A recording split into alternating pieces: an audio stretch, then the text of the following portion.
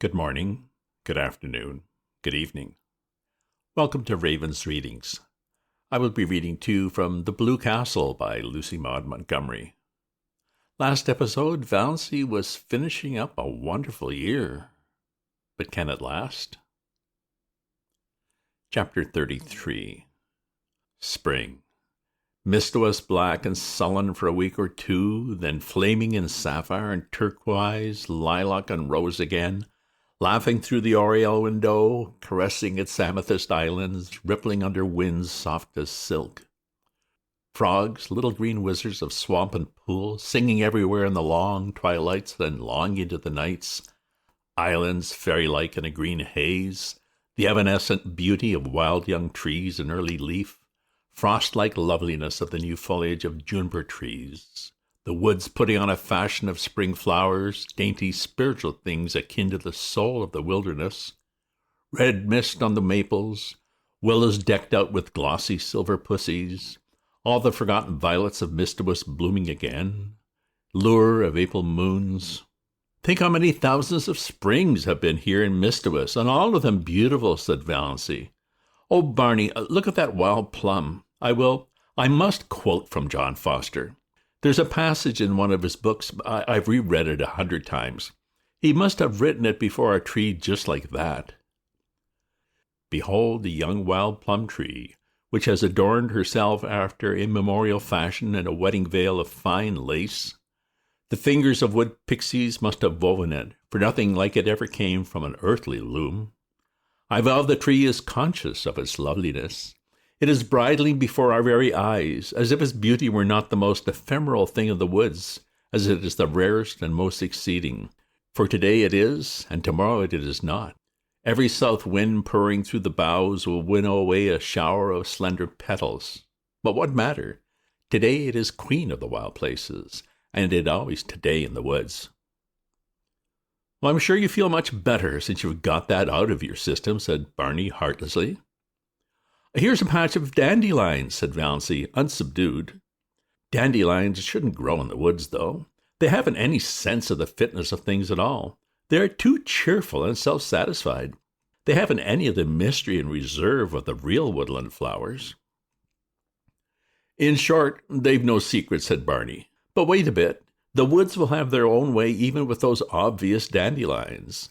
In a little while, all that obtrusive yellowness and complacency will be gone, and we'll find here misty, phantom-like globes hovering over those long grasses in full harmony with the traditions of the forest. That sounds John Fosterish, teased Valancy. Oh, what have I done that deserved a slam like that, complained Barney. One of the earliest signs of spring was the renaissance of Lady Jane. Barney put her on the roads that no other car would look at, and they went through Deerwood in mud to the axles. They passed several Sterlings who groaned and reflected that now spring was come, and they would encounter that shameless pair everywhere.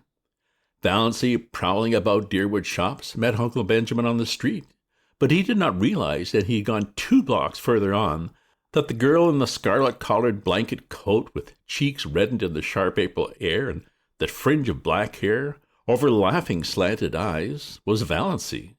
When he did realize that Uncle Benjamin was indignant. What business had Valancy to look like a young girl? The way of the transgressor was hard, had to be, scriptural and proper. Yet Valancy's path couldn't be hard. She wouldn't look like that if it were. There was something wrong. It was almost enough to make a man turn modernist. Barney and Valancy clanged on to the port so that it was dark when they went through Deerwood again. At her old home, Valancy, seized with a sudden impulse, got out, opened the little gate, and tiptoed around to the sitting-room window. There sat her mother and Cousin Stickles drearily, grimly knitting, baffling and inhuman as ever. If they had looked the least bit lonesome, Valancy would have gone in, but they did not.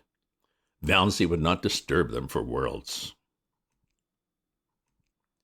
Chapter 34. Valancy had 2 wonderful moments that spring. One day, coming home through the woods with her arms full of trailing arbutus and creeping spruce, she met a man who she knew must be Alan Tierney. Alan Tierney, the celebrated painter of beautiful women. He lived in New York in winter, but he owned an island cottage at the northern end of Mistawus, to which he always came the minute the ice was out of the lake. He was reputed to be a lonely, eccentric man. He never flattered his sitters. There was no need to, for he would not paint anyone who required flattery. To be painted by Alan Tierney was all the cachet of beauty a woman could desire. Valancy had heard so much about him that she couldn't help turning her head back over her shoulder for another shy, curious look at him.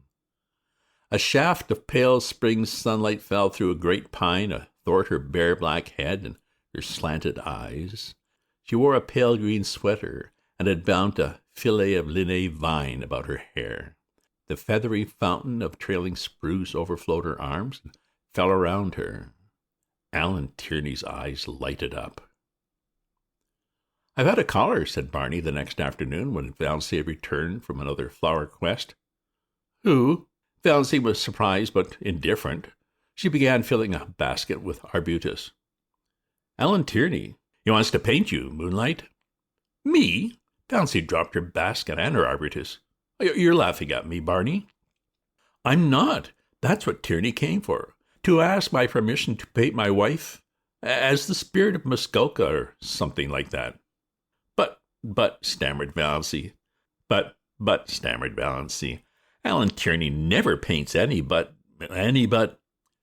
Beautiful women," finished Barney, conceited. "QED, Mistress Barney Snaith is a beautiful woman." "Nonsense," said Valancy, stooping to retrieve her arbutus. "You know that's nonsense, Barney. I know I'm a heap better looking than I was a year ago, but I'm not beautiful."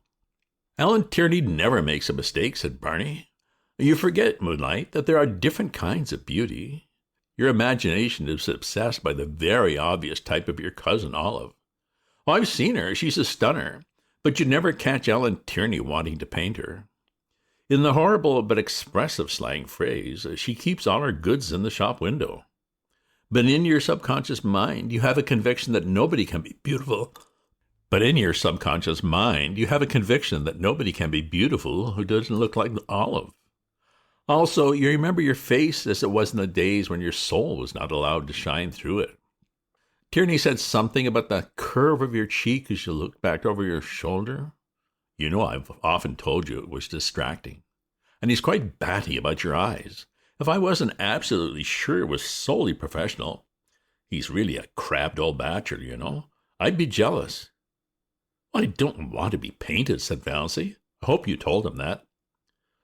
"I couldn't tell him that. I didn't know what you wanted. But I told him I didn't want my wife painted, hung up in a salon for the mob to stare at, belonging to another man. For of course I couldn't buy the picture. So even if you had wanted to be painted, Moonlight, your tyrannous husband would not have permitted it. Tierney was a bit squiffy. He isn't used to being turned down like that. His requests are almost like royalties." "But we are outlaws," laughed Valancy. "We bow to no decrees. We acknowledge no sovereignty." In her heart, she thought unashamedly, "I wish Olive could know that Alan Tierney wanted to paint me. Me, little old maid Valancy Sterling that was." Her second wonder moment came one evening in May. She realized that Barney actually liked her. She had always hoped he did, but sometimes she had a little disagreeable, haunting dread that he was just kind and nice and chummy out of pity, knowing that she hadn't long to live and determined that she should have a good time as long as she did live, but away back in his mind rather looking forward to freedom again, with no intrusive woman creature on his island fastness and no chattering thing beside him in his woodland prowls. She knew he could never love her. She did not even want him to. If he loved her, he would be unhappy when she died. Valancy never flinched from the plain word. No passing away for her. And she did not want him to be the least unhappy. But neither did she want him to be glad or relieved. She wanted him to like her and miss her as a good chum. But she had never been sure until this night that he did. They had walked over the hills in the sunset. They had the delight of discovering a virgin spring in a ferny hollow, and had drunk together from it out of a birch-bark cup. They had come to an old tumble-down rail fence and sat on it a long time. They didn't talk much, but Valancy had a curious sense of oneness. She knew that she couldn't have felt that if he hadn't liked her. "You nice little thing," said Barney suddenly. "Oh, you nice little thing. Sometimes I feel you're too nice to be real, that I'm just dreaming you." Why can't I die now, this very minute, when I'm so happy, thought Valancy. Well, it couldn't be so very long now. Somehow, Valancy had always felt she would live out the year Dr. Trent had allotted. She had not been careful. She had never tried to be.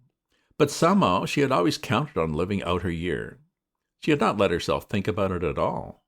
But now, sitting here beside Barney, with her hand in his, a sudden realization came to her. She had not had a heart attack for a long while, 2 months at least. The last one she had was 2 or 3 nights before Barney was out in the storm. Since then she had not remembered she had a heart. Well, no doubt it betokened the nearness of the end. Nature had given up the struggle, and there would be no more pain. I'm afraid heaven will be very dull after this past year, thought Valancy. But perhaps one will not remember. Would that be nice? No, I don't want to forget Barney. I'd rather be miserable in heaven remembering him than happy forgetting him. And I'll always remember through all eternity that he really, really liked me. Chapter 35. 30 seconds can be very long sometimes. Long enough to work a miracle or a revolution. In 30 seconds, life changed wholly for Barney and Valancy Snaith. They had gone round the lake one June evening in their disappearing propeller, fished for an hour in a little creek, left their boat there, and walked up through the woods to Port Lawrence, 2 miles away. Valancy prowled a bit in the shops and got herself a new pair of sensible shoes. Her old pair had suddenly and completely given out, and this evening she had been compelled to put on the little fancy pair of patent leather with rather high, slender heels, which she had bought in a fit of folly one day in the winter because of their beauty and because she wanted to make one foolish, extravagant purchase in her life. She sometimes put them on of an evening in the Blue Castle, but this was the first time she had worn them outside. She had not found it any too easy walking up through the woods in them, and Barney guyed her unmercifully about them. But in spite of the inconvenience, Valancy secretly rather liked the look of her trim ankles and high instep above those pretty, foolish shoes, and did not change them in the shop as she might have done. The sun was hanging low above the pines when they left Port Lawrence. To the north of it, the woods closed around the town quite suddenly. Valancy always had a sense of stepping from one world to another, from reality to fairyland, when she went out of Port Lawrence and in a twinkling found it shut off behind her by the armies of the pines. A mile and a half from Port Lawrence there was a small railroad station with a little station house which at this hour of the day was deserted, since no local train was due. Not a soul was in sight when Barney and Valancy emerged from the woods. Off to the left, a sudden curve in the track hid it from view, but over the treetops beyond, the long plume of smoke betokened the approach of a through train. The rails were vibrating to its thunder as Barney stepped across the switch. Valancy was a few steps behind him, loitering to gather June bells along the little winding path. But there was plenty of time to get across before the train came. She stepped unconcernedly over the first rail. She could never tell how it happened. The ensuing 30 seconds always seemed in her recollection like a chaotic nightmare in which she endured the agony of 1,000 lifetimes. The heel of her pretty, foolish shoe caught in a crevice of the switch. She could not pull it loose. "Barney, Barney!" she called in alarm. Barney turned, saw her predicament, saw her ashen face, dashed back. He tried to pull her clear. He tried to wrench her foot from the prisoning hold. In vain. In a moment the train would sweep round the curve, would be on them. Go, quick! You'll be killed, Barney!" shrieked Valancy, trying to push him away. Barney dropped on his knees, ghost-white, frantically tearing at her shoelace. The knot defied his trembling fingers. He snatched a knife from his pocket and slashed at it. Valancy still strove blindly to push him away. Her mind was full of the hideous thought that Barney was going to be killed. She had no thought of her own danger. "Barney, go! For God's sakes, go!" "Never," muttered Barney between his set teeth. He gave one mad wrench at the lace. As the train thundered around the curve, he sprang up and caught Valancy, dragged her clear, leaving the shoe behind her. The wind from the train, as it swept by, turned to icy cold, the streaming perspiration on his face. Thank God, he breathed. For a moment they stood stupidly staring at each other, two white, shaken, wild-eyed creatures. Then they stumbled over to the little seat at the end of the station house and dropped on it. Barney buried his face in his hands and said not a word. Valancy sat, staring straight ahead of her with unseeing eyes at the great pine woods, the stumps of the clearing, the long gleaming rails. There was only one thought in her dazed mind, a thought that seemed to burn it as a shaving of fire might burn her body. Dr. Trent had told her over a year ago that she had a serious form of heart disease, that any excitement might be fatal.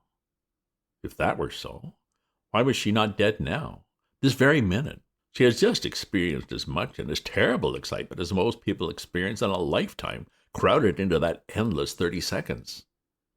Yet she had not died of it. She was not an iota the worse for it. A little wobbly at the knees, as anyone would have been, a quicker heartbeat, as anyone would have, nothing more. Why? Was it possible Dr. Trent had made a mistake? Valancy shivered as if a cold wind had suddenly chilled her to her soul. She looked at Barney, hunched up beside her. His silence was very eloquent. Had the same thought occurred to him?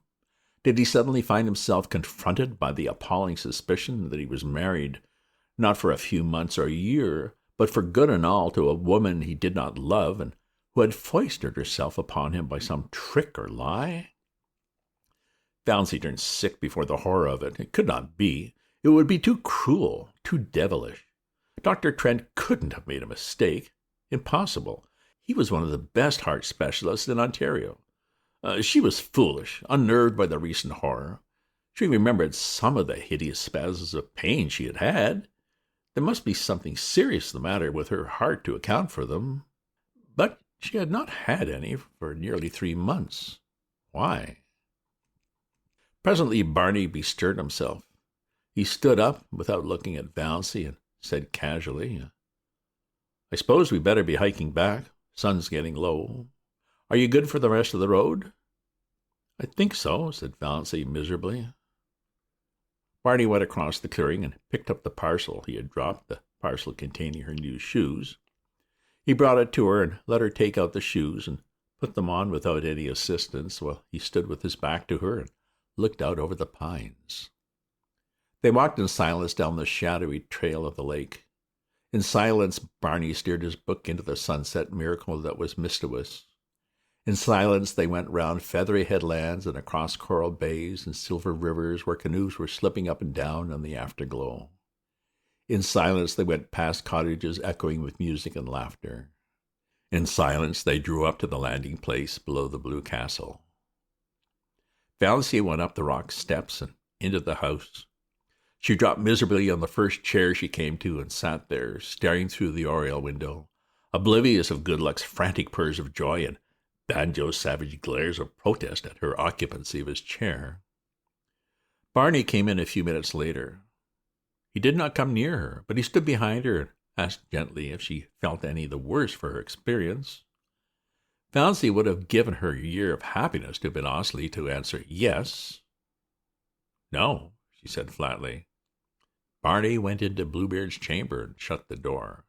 She heard him pacing up and down, up and down. He had never paced like that before. And an hour ago, only an hour ago, she had been so happy. Chapter 36. Finally, Valancy went to bed. Before she went, she reread Dr. Trent's letter. It comforted her a little. So positive, so assured. The writing so black and steady. Not the writing of a man who didn't know what he was writing about. But she could not sleep. She pretended to be asleep when Barney came in, and Barney pretended to go to sleep. But Valancy knew perfectly well he wasn't sleeping any more than she was. She knew he was lying there, staring through the darkness, thinking of what, trying to face what. Valancy, who had spent so many wakeful hours of night lying by that window, now paid the price of them all in this one night of misery. A horrible, portentous fact was slowly looming out before her from the nebula of surmise and fear. She could not shut her eyes to it, push it away, ignore it. There could be nothing seriously wrong with her heart, no matter what Dr. Trent had said. If there had been, those 30 seconds would have killed her.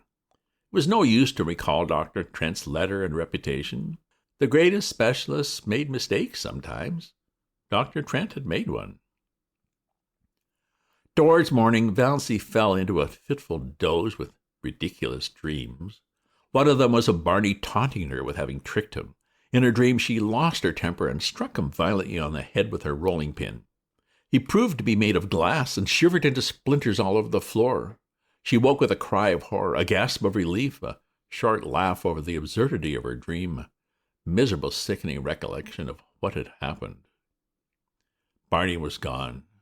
Valancy knew, as people sometimes know things, inescapably, without being told, that he was not in the house, nor in Bluebeard's chamber either.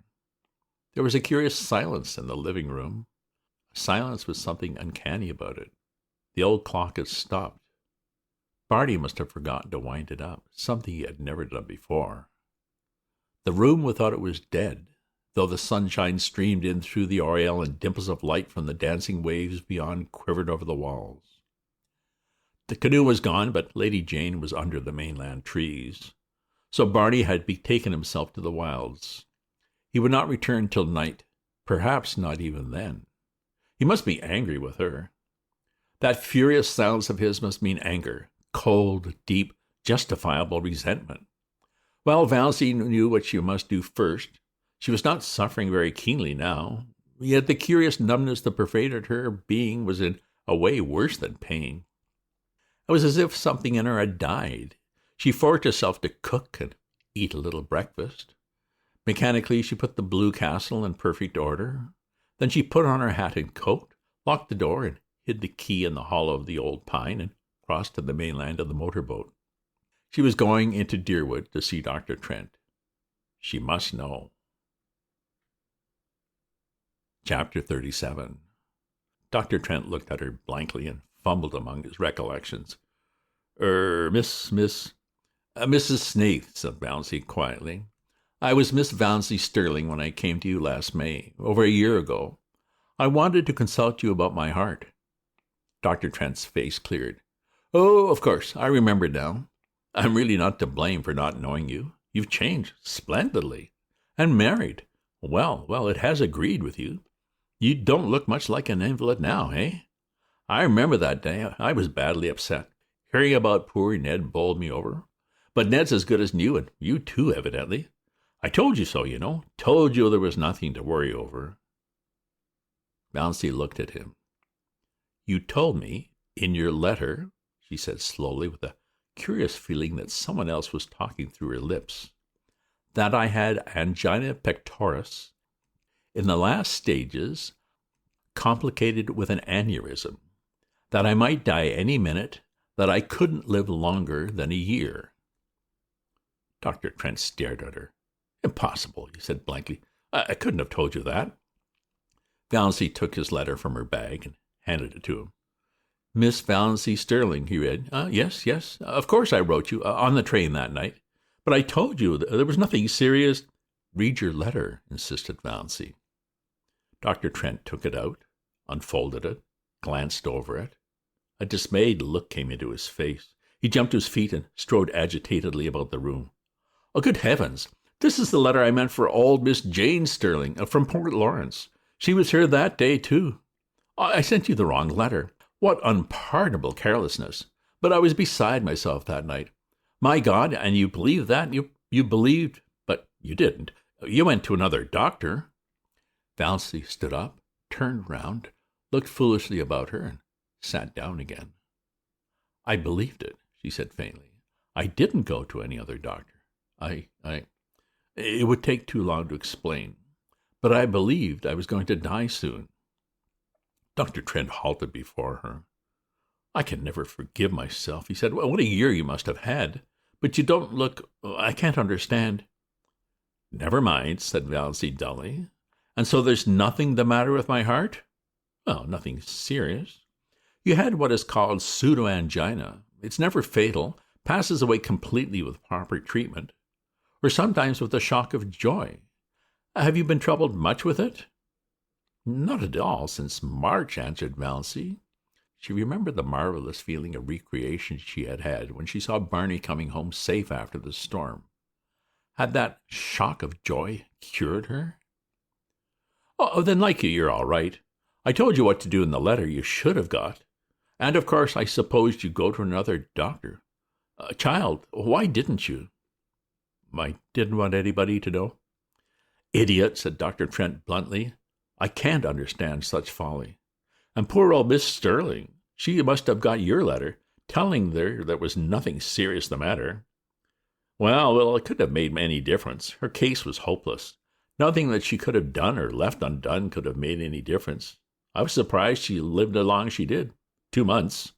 She was here that day, not long before you. I hated to tell her the truth. You'll think I'm a blunt old curmudgeon, and my letters are blunt enough. I can't soften things. But I'm a sniveling coward when it comes to telling a woman face to face that she's going to die soon. I told her I'd look up some features of the case I wasn't sure of and let her know next day. But you got her letter. Look here. Dear Miss Sterling. Yes, I noticed that, she said, but I thought it was a mistake. I didn't know there were any Sterlings in Port Lawrence. Yes, she was the only one. A lonely old soul.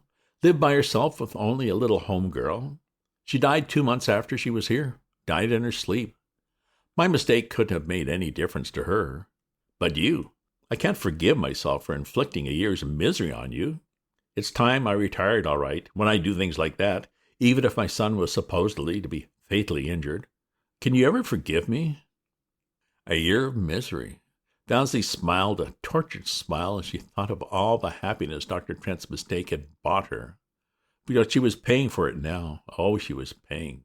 If to feel was to live, she was living with a vengeance. She let Dr. Trent examine her and answered all his questions. When he told her she was fit as a fiddle and would probably live to be 100, she got up and went away silently.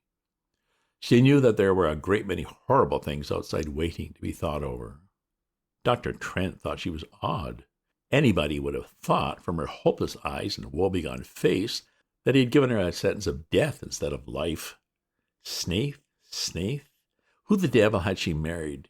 He had never heard of Snaiths in Deerwood, and she had been such a sallow, faded old maid. Gad, but marriage had made a difference in her, anyhow, whoever Snaith was. Snaith? Dr. Trent remembered. That rapscallion up back. Had Valancy Sterling married him?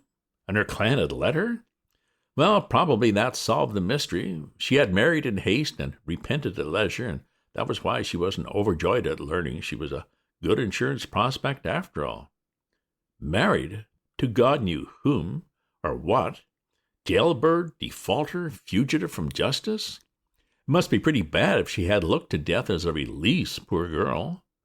But why were women such fools? Dr. Trent dismissed Valancy from his mind, though to the day of his death he was ashamed of putting those letters into the wrong envelopes. End of episode. Well, surprise. Well, for Valancy, I'm sure, but did you see this coming? I can see her problem, as she is assuming Barney will feel he has been deceived. Next episode, even more surprises. I do readings twice a week from various classics. If you subscribe to my free Substack newsletter at ravensview.substack.com, you'll get notified of the next episode and can leave your comments or suggestions at my site. And perhaps also browse my flash fiction writings or musings on the world. Check out my other posts on my Substack. Remember to share this with your friends. Ta-ta for now.